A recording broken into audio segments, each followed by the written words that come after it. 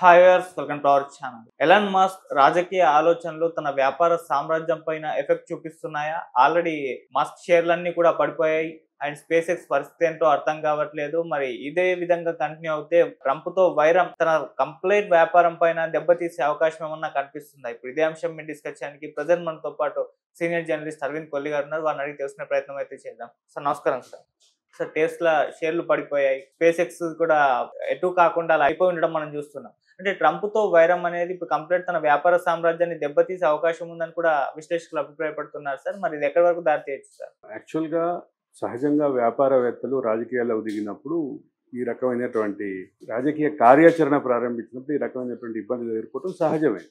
ఎక్కడ third world కంట్రీస్లో, developing countries. America లాంటి అత్యంత వాణిజ్యం కేంద్రంగా నడిచేటటువంటి అగ్రరాజ్యంలో కూడా ఈ రకమైనటువంటి పరిస్థితులు కనిపిస్తున్నాయి. ఇప్పుడు ట్రంప్ అనే వ్యక్తి, ట్రంప్ టవర్స్ ఎక్కడ గత 5 సంవత్సరాల్లో ఏమీ ఇబ్బంది పడలేదు.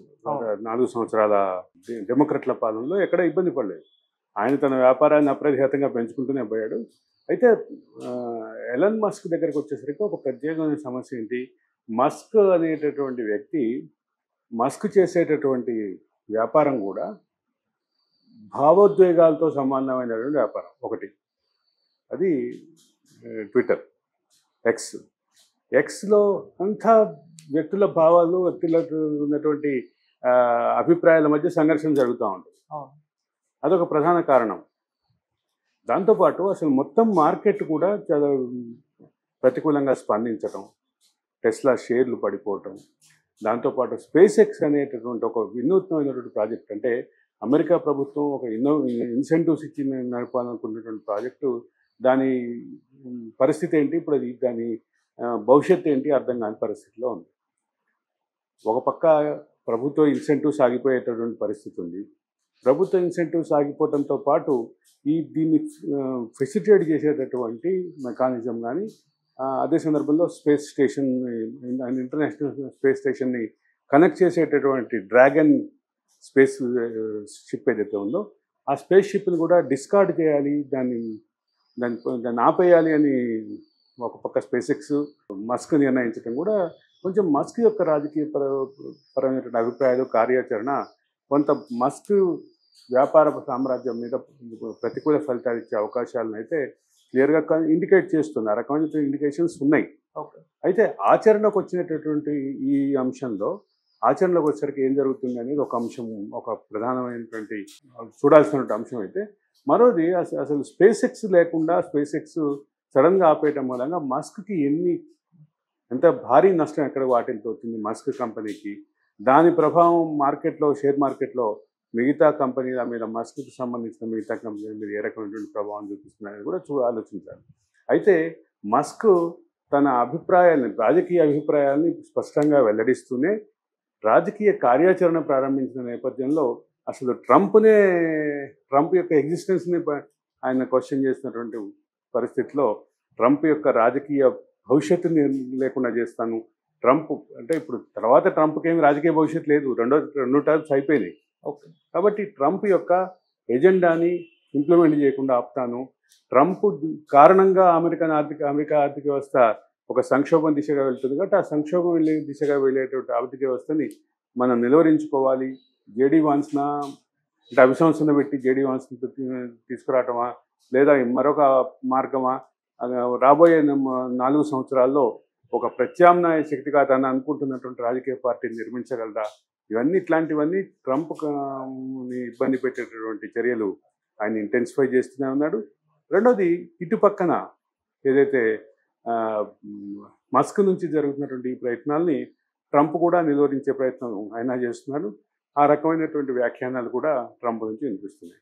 కాబట్టి ఈ వాణిజ్య యుద్ధంగా మారుతున్నటువంటి ఒక పక్క రాజకీయ యుద్ధం, రాజకీయ అభిప్రాయాల యుద్ధం, రాజకీయ కార్యాచరణ యుద్ధం, దాంతోపాటు వాణిజ్య యుద్ధం కూడా ఎజెండాలకు వచ్చింది. కాబట్టి దీనికి సంబంధించినటువంటి ఈ సంక్లిష్టత ఎప్పుడు బయటకు వస్తుంది, ఎప్పుడు బయటపడుతుంది అంటే వీళ్ళ ఆచరణ ఏ దిశగా వెళ్తుందని చూడాలి. అయితే ప్రభావం అయితే ప్రతికూల ప్రభావంతో ప్రారంభమైంది. మస్క్ వ్యాపార వాణిజ్య సంస్థలు ఒక ప్రతికూల వాతావరణాన్ని ఎదుర్కోవటంతో మొదలైంది. కాబట్టి భవిష్యత్తు ఏ డైరెక్షన్లో వెళ్తుంది అనేది ఖచ్చితంగా చూడాల్సిన పరిస్థితి ఉంది. సో ఇప్పుడు మరి ఆల్రెడీ పొలిటికల్ ఎంట్రీ ఇస్తున్నట్టుగా ఒక హింట్ అయితే ఇచ్చేసాడు. సో తన అంటే సామ్రాజ్యాన్ని, తన వ్యాపార సామ్రాజ్యాన్ని తన పొలిటికల్ ఎంట్రీ ఇచ్చి ఆ తర్వాత నిలబెట్టుకునే ప్రయత్నం ఖచ్చితంగా చేసే అవకాశం అంటే ఉంది ఇప్పుడు సార్. అంతర్జాతీయంగా ట్రంప్ మీద ఉన్నటువంటి ఫోకస్ ఏంటి? టెస్లా ఒకటే కాదు. టెస్లా అనేది రకరకాల ఒడిదుడుకులు ఎదుర్కొంటోంది. టెస్లాకి చైనాకు సంబంధించిన BYD కంపెనీ, భారతదేశంలో కూడా చాలా షోరూమ్స్ అయి స్టార్ట్ చేసింది BYD. విస్తృతంగా మార్కెట్ని క్యాప్చర్ చేసేటటువంటి ప్రయత్నంలో ఉంది. BYD ఒక పోటీ ఇస్తోంది. కాబట్టి టెస్లాకు సంబంధించిన వాణిజ్య యుద్ధం నడుస్తోంది. అదే సందర్భంలో టెస్లా షేర్లు పడిపోవటం అనేది కూడా ఒక గణనీయమైనటువంటి దెబ్బగానే చూడాలి. రెండోది, అసలు ఈ ఈ టెస్లాతో సంబంధం అనేది మిగతా విషయాలు. మన స్పేస్ ఎక్స్ ఉంది. స్పేస్ ఎక్స్ని ఒక అంతర్జాతీయంగా ఒక ఐకానిక్ స్పేస్ ట్రావెల్ ప్రోగ్రామ్గా చేయాలి అనేది మస్క్ చేసినటువంటి ప్రయత్నం.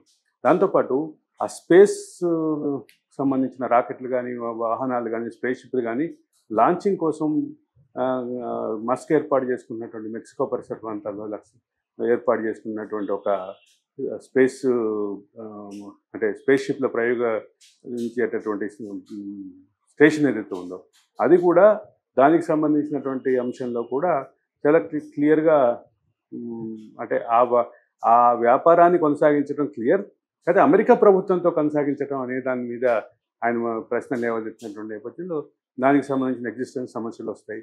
దాంతోపాటు ఆయన అంతర్జాతీయంగా కొన్ని దేశాల్లో ముఖ్యంగా వ్యాపారం విస్తరణ, భారత్లో ఇటీవల ఇంటర్నెట్ రంగంలో ఎంట్రీ ద్వారా ఇక్కడ కూడా ఆధిపత్యం చూపించుకోవాలన్న ప్రయత్నం ఏదైతే జరుగుతుందో, ఇట్లా ప్రపంచంలో వివిధ దేశాల్లో ఏదైతే విస్తరణ కార్యక్రమాలు ఉన్నాయో ఆ విస్తరణ కార్యక్రమాలకి ట్రంప్ నుంచి ఎటువంటి ప్రతిస్పందన వస్తుంది,